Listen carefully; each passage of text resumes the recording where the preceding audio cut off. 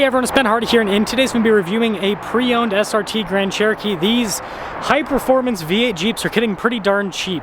Before we get into this video, I want to give a huge shout-out and thank you to the Lurch Miller Jeep here in Sandy for giving me some time with this Grand Cherokee. I'll include a link to their website in the description down below. Also include a link to my car buying guide. Let's get into it.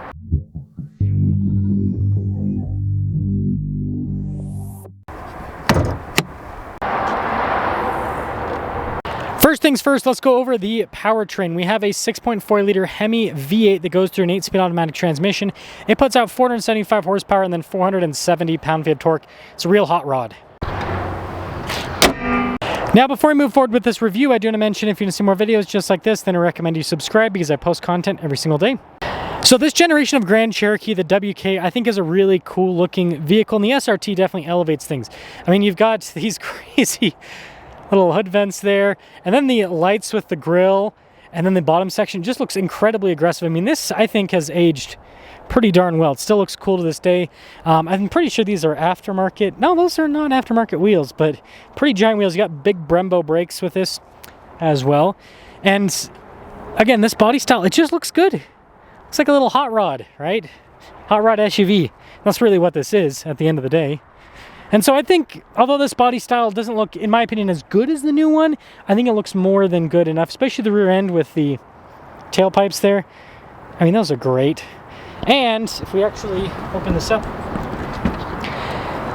you notice that this generation of Grand Cherokee is still very spacious in the back. I mean, this is a practical vehicle. Tons of cargo room. And when you take a look at the passenger cabin, you've got nice trimming. You've got the carbon fiber here. Nice seats here. The legroom in this generation Grand Cherokee wasn't the greatest, but it's pretty good overall. And then up front, and this one's pretty neutral with the interior. It doesn't have like the bright red that you see sometimes. It's got everything all blacked out. This has held up pretty well over the miles. I mean, this car's got 78,000 miles on it. Boom! I love that V8. And you still have modern stuff, like adaptive cruise control. This has heated and ventilated seats. It's got a heated steering wheel. It's got dual zone climate, parking sensors, parking assist. It's got all these drive modes. It even has launch control.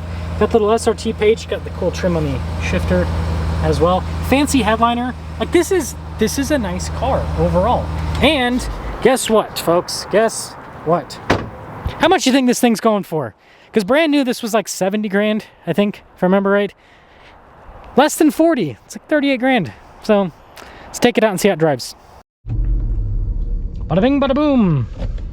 Grand Cherokee that goes zoom zoom. These things are so cool. Jeep is so silly for not selling this. Jeep, you're silly. Silly billies. I mean, seriously, like, I remember selling these brand new, and it's just such a ridiculous car. Like, I remember at the time I was like, wait a second, Jeep has a $70,000 Grand Cherokee with a 6.4-liter V8. What? Why? Who's gonna buy that? But people loved them. And I understand this isn't like a huge volume seller, but here's the deal. Halo cars matter. Halo cars matter. This is a crazy car. People have a lot of respect for it because it's a crazy car. And so what you see is, and I call it the Hellcat effect. People go and they go, hey, I really want a Hellcat, but I can't afford a Hellcat. So they go and get a V6 Challenger because they still want like part of the experience. And so the SRT Grand Cherokee was like that, and the Trackhawk was like that. It was like, I can't, ooh, that's cool, by the way. I haven't seen a ZR1 in a long time. Anyways, at least I think that was a ZR1. People would see the SRT, or they'd see the Trackhawk, and they'd be like, oh, that's such a cool vehicle. I can't afford that. But I can afford a V6 Grand Cherokee with the altitude package that blacks everything out. And they even had the X package with the literally the same hood as this. So it's like you could get all the looks and you'd have the V6 under the hood. And it's like, yeah, it's kind of lame, but at the same time, it works. It sells cars. And I think that's something that automakers just don't understand. Like, you've got to have a Halo car. The Halo car will always sell the lower down models. That's just how it works.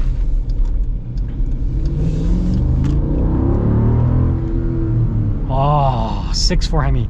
Now, this isn't quite as rowdy as what's in the Wrangler 392, because the Wrangler has like no sound deadening, so you really hear it. But this, you can still hear quite a bit. And we'll put the windows down some.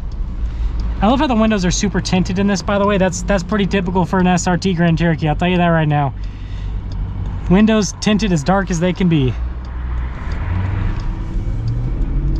Okay.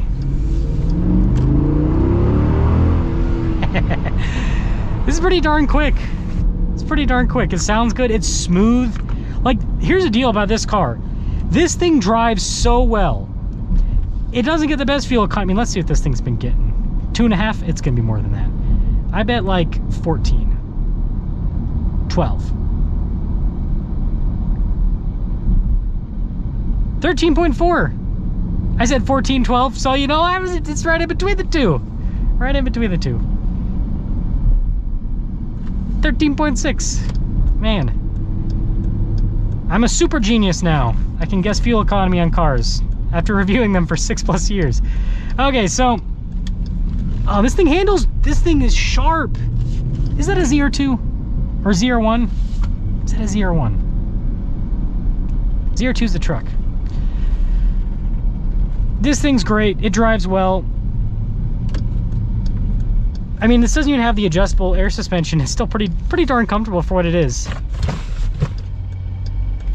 RAP backpack. I think Jeep should still make this. I think Jeep is, like I said, silly for not making this. And I think that cars like this are just super important for brands.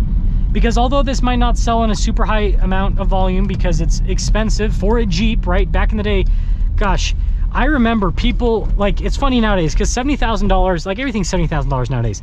But like when I first started selling cars and we were selling these, I remember people were like, what, Jeep wants $70,000? Who would pay $70,000 for a car? That's ridiculous. You know? So yeah, people are gonna gawk at it. They're gonna say it's too expensive. But then, again, you're gonna have all the people that are like, that's the coolest thing ever, but all I can afford is the V6, and that's fine, right? Please just make the V6 look like the V8 version. But now if you have a V6 that looks like if they put the hood scoop and everything in a V6 Grand Cherokee, nobody would care. Nobody would care, nobody would buy it. But if there's a big V8 version that it's supposed to emulate, then they will care and they will buy it. Let me know your thoughts.